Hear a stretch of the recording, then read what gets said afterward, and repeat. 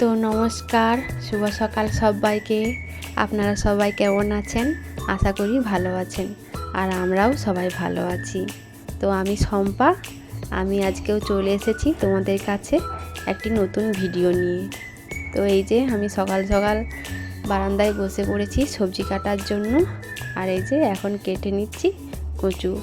আজকে যেহেতু বৃহস্পতিবার, আমাদের বাড়িতে নিরামিষ রান্না হবে, তাই কচু দিয়ে আলু দিয়ে ঝোল হবে, আর বাড়ির পটল ভাজা হবে, আর শাক ভাজা হবে।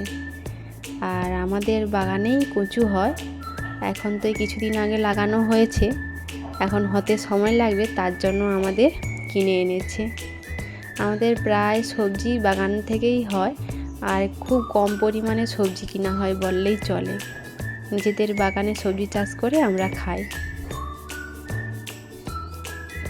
আর এই যে এখন কচুগুলো ছাড়িয়ে নিচ্ছি, আর ভালো করে লম্বা লম্বা করে কেটে নেব।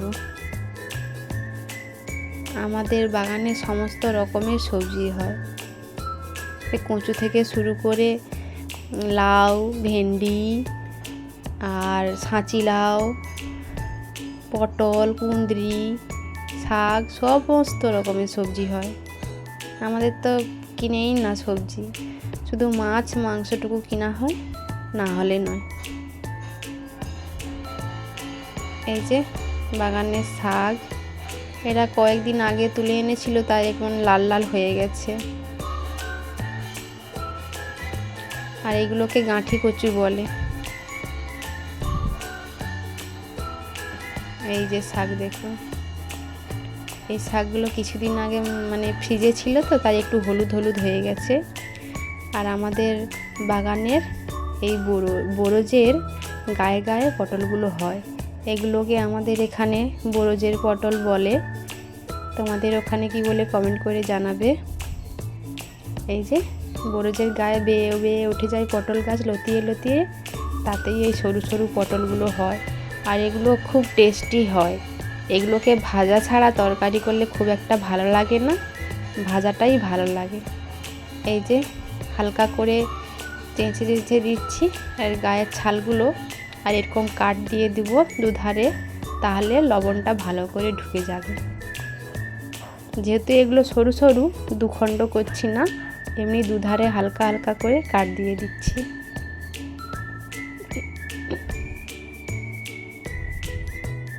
এই যে পাশে কচু আর আলু কাটা হয়ে গেছে, এই এখন পটল কাটতে বসছি,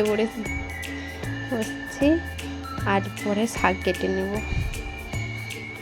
সব কেটে কুটে গুছিয়ে রান্নাঘরে যাব, না হলে ঝামেলা হয়।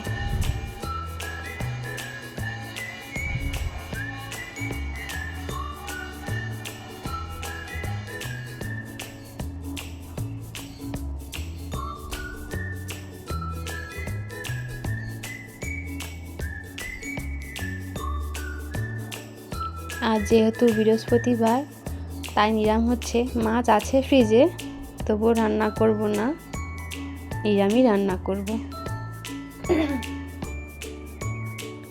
এইভাবে সব কটা পটল কেটে নিয়েছি, এইবারে শাক কাটতে বসে পড়ছি। দেখুন, আর পোকা আছে নাকি পরিষ্কার করে নিতে হবে, আর কেটে নিতে হবে। আর এগুলো পুকুরে হয়েছিল, এর পাতা একটা ছোট ছোট লম্বা লম্বা হয়ে বেয়ে চলে যায়, খুব ভালো লাগে খেতে। আর এই যে আমার সমস্ত কাটা হয়ে গেছে সবজি, এবার চলে যাব রান্নাঘরে রান্না করার জন্য। দেখতে থাকুন বন্ধুরা। সব পরিষ্কার করে নিয়েছি।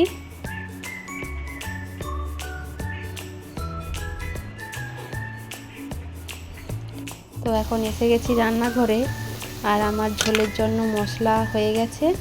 আর কচু আলু লবণ হলুদ দিয়ে সেদ্ধ করে নিয়েছিলাম, এখন দিয়ে দিলে হয়ে যাবে।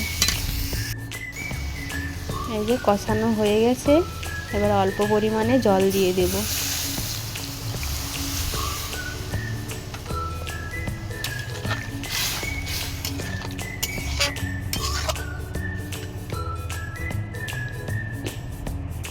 এই যে তরকারি ফুটে উঠেছে,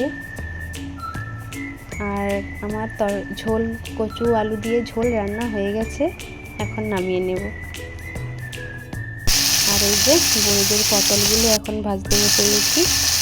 এগুলোকে লবণ হলুদ মাখিয়ে একটু তেলের মধ্যে ভেজে নিতে হবে ভালো করে, সময় নিয়ে ভাজতে হবে, তাহলেই ভালো হবে। পটল ভাজাও হয়ে গেছে, এখন এই যে শাক ভাজা করছি।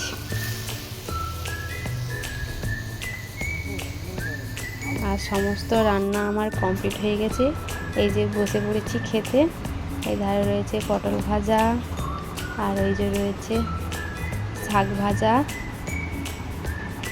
আর ওই যে আলু দিয়ে কচু দিয়ে ঝোল। আজকের মতো ভিডিওটা এখানেই শেষ করছি। আর যদি ভিডিওটি ভালো লেগে থাকে অবশ্যই সাবস্ক্রাইব করবেন। নমস্কার।